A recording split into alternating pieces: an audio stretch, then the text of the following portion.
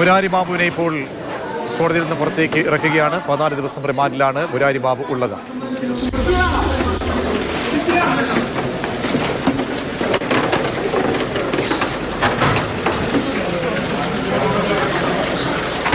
ശബരിമലയിലെ സ്വർണ്ണക്കൊള്ള കേസിൽ മുരാരി ബാബു 14 ദിവസം റിമാൻഡിൽ. റാന്നി കോടതിയാണ് റിമാൻഡിലേക്ക് വിട്ടിരിക്കുന്നത്.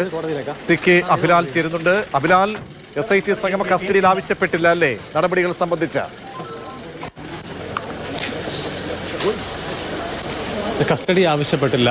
പിന്നെ റിമാൻഡ് റിപ്പോർട്ടിന്റെ അടിസ്ഥാനത്തിൽ 14 ദിവസത്തേക്ക് പ്രതിയെ കോടതി റിമാൻഡ് ചെയ്തിരിക്കുകയാണ്. കേസിലെ നടപടിക്രമങ്ങൾ ഏറെക്കുറെ 40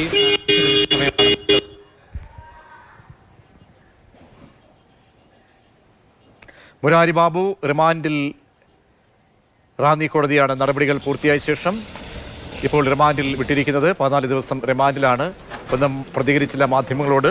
ഇന്ന് രാവിലെയാണ് അറസ്റ്റ് രേഖപ്പെടുത്തുകയും നടപടിക്രമങ്ങൾ പൂർത്തിയാക്കി റാന്നി കോടതിയിലേക്ക് എത്തിച്ചത്. SIT സംഘം ഇന്ന് കസ്റ്റഡി ആവശ്യം ഉന്നയിച്ചില്ല. മറ്റൊരു ദിവസമായിരിക്കും ആ നടപടികളിലേക്ക് കടക്കുക.